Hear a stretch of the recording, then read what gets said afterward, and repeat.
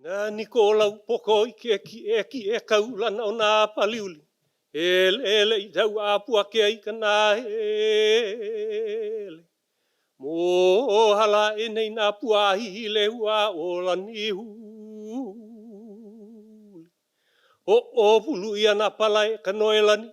O la ka ina I te wai o la mai ka lewa mai. O la ka lehu lehu I ka hana pono mai kai. Aloha e, aloha e, aloha e. Aloha mai kākou. My name is Keliko Hoe, and I live with our ohana in Hakipu'u, and I was also raised there in Hakipu'u. For about 20 years, I spent a lot of my time here at Windward Community College, and I taught Hawaiian studies and Hawaiian language here. Most of my time today I spend at the Waiahole Poi Factory, and I'm the owner-manager there at the Poi Factory. The Poi Factory has been in our ohana, like Alana said, since 1971. It was originally built in 1905 and was a full-on Poi Factory all the way until the early 70s. And when it was actually closing as a Poi Factory, my parents, Calvin and Charlene Hoe, bought the lease, and they opened it up as an art gallery. And they ran it for art gallery for about 10 years into the 80s. In the 80s, they, along with other families in Waiahole, redid the kitchen, and we started a nonprofit that had a mission of encouraging food production and especially value-added food products that came from Waiahole and the surrounding communities. And so we ran it as a nonprofit from basically the late 80s all the way until 2009. And then since 2009, we've kind of shifted it up again. And today we do traditional Hawaiian food, poi, hand-pounded poi, and we kind of forget the sweet lady of Waiahole in there too. Yeah, there we go. Mahalo. How about a hand for the sweet lady? So today I want to share a short story about Waiahole, and this is a story that comes from our kupuna, and basically it tells about one of the famous things of Waiahole, which was the Kalopaʻa o Waiahole, or sometimes it's called the Kalopaʻa o Waiahole. It's a pretty short story, but it gives us a little bit of insight into what Waiahole and the people of Waiahole are about. And so this story is, of course, a farmer from Waiahole, and his name was Ima'ole, and he lived in Waiahole. He farmed the lo'i, and his wife lived there also. And one day, Ima'ole's wife decided to go fishing in the coastal areas there. And so she left, and while she was away, her brother, who was named Kuapunohu, and he was a warrior, part of the court, he was traveling around the island, and he stopped over in Waiahole. He figured, okay, I'm gonna go stop in and say hi to my sister. And so when he came there, just Ima'ole was there, and so he asked about his sister, and Ima'ole told him that, his sister had gone fishing, and so it was just him at home now. And so Kuapunohu, this warrior, he had traveled a long distance, and so he asked Ima'ole, is there any food around? And so Ima'ole said, yeah, there's food, but it's outside in the patch. And so Kuapunohu heard this, and he said, okay, which patch exactly is this food in? And so Ima'ole pointed it out. Okay, this is the patch where I farm it. This is where the kalo is at. And so Kuapunohu went straight to that patch. Of course, he's a warrior, so he had his spear with him, and he broke off the tip of the spear so that he could use it as a o'o, to dig up the kalo. And so he started to dig, and he brought out a couple kalo, and then he started to use the spear to kind of take off the skin and to whittle it down a little bit until it was just the core part of the kalo that was in there. And he made a pile, and he actually lit that pile on fire. And then he went throughout the rest of the lo'i, and he continued to use that modified spear and pulled up all of the rest of the kalo throughout the whole lo'i.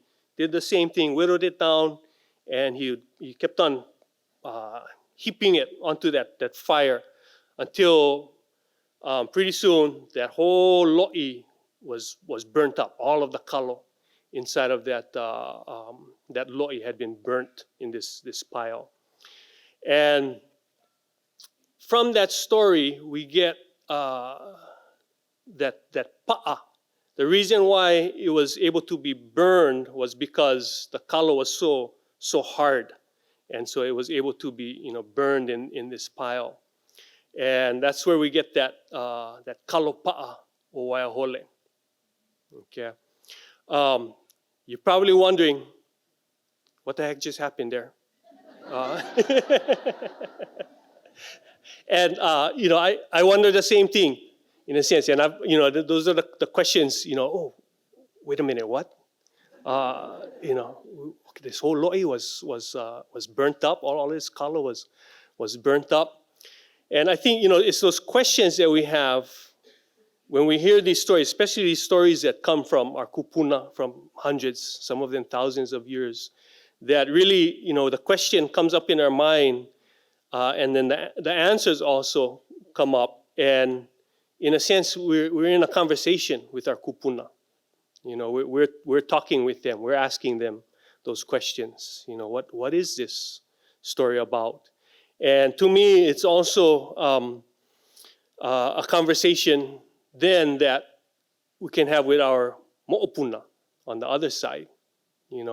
What are the pieces of the story? What are the olelo that we're going to pass on, and why? Why are we passing on these stories?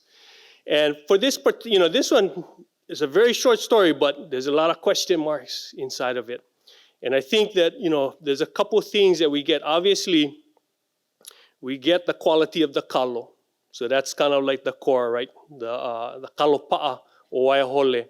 It was a firm kalo that could even be burned, and that that pa'aness of the kalo was famous. And if you think of it, this is in a time when almost everybody in Hawaii grew kalo, but Waiahole was known for the quality of its kalo.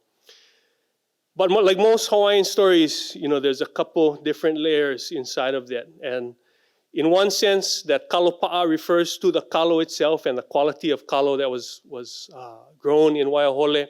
But the Kalopaʻa also refers to the people themselves. And so in this story, Ima'ole.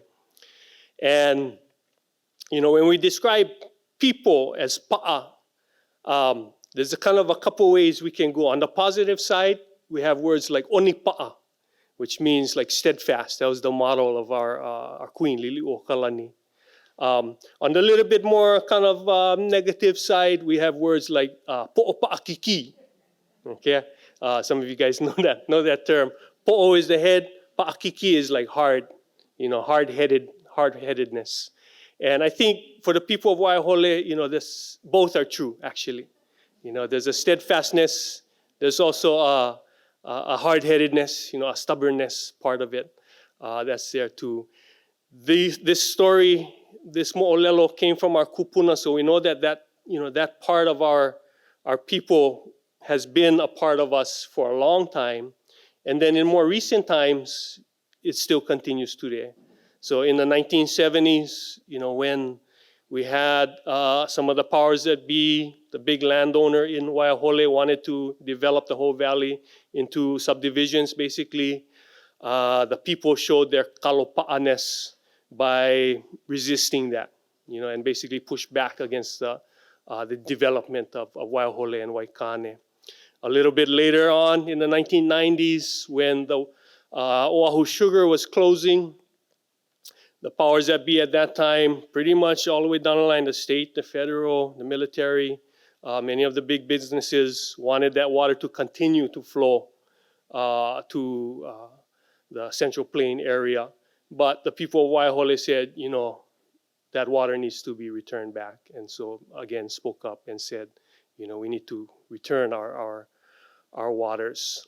And so that Kalopaʻa character of Waiahole people, definitely continues today. It's my hope that we carry that forward. We keep that onipa'a. We also keep that po'opa'akiki, that stubbornness, and take that forward. But the piece that I want to, kind of add back into there, and I hope and I dream that continues to develop, is bringing that ability to feed ourselves with kalo itself, back in Waiahole. And not only feed ourselves, but feed our broader community also. Mahalo.